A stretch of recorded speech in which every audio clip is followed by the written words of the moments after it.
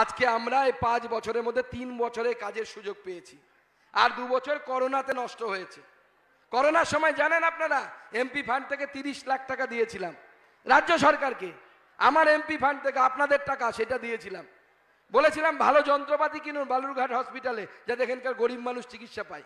30 লাখ টাকার কি কিনেছিল জানেন রাজ্য সরকার? Mask, sanitiser. 30 লাখ টাকা দিয়ে মাস্ক আর স্যানিটাইজার কিনে নষ্ট করেছিল। কারণ কি? চুরি করা যায়। 5000 মাস্ক কিনে বলবে 50,000 মাস্ক কিনেছি। যন্ত্র তো চুরি করা যাবে না, যন্ত্র তো কমসে কম দেখাতে হবে যে অপারেশনের এই যন্ত্রটা কিনেছি। 30 লক্ষ টাকার মাস্ক স্যানিটাইজার কিনে এরা চোরগুলো নষ্ট করেছে। তার 3 বছরের মধ্যে আমরা কলকাতার শিয়ালদা অব্দি ট্রেন চালিয়েছি। কি চালিয়েছি কিনা? যায় কিনা?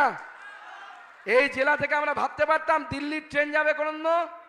দিল্লির ট্রেন এখন এই জেলা থেকে যায় পু ঝিকঝিক করে পশ্চিমবঙ্গের এই সুকান্ত মজুমদারের বালুরঘাট থেকে, আপনার বালুরঘাট থেকে, আপনার দক্ষিণ দিনাজপুর থেকে নরেন্দ্র মোদীর দিল্লি পর্যন্ত আমাদের স্বপ্নের ট্রেন যায়। এটা নরেন্দ্র মোদীর উন্নয়ন, এটা আমরা করেছি, এটা আমরা করে দেখিয়েছি।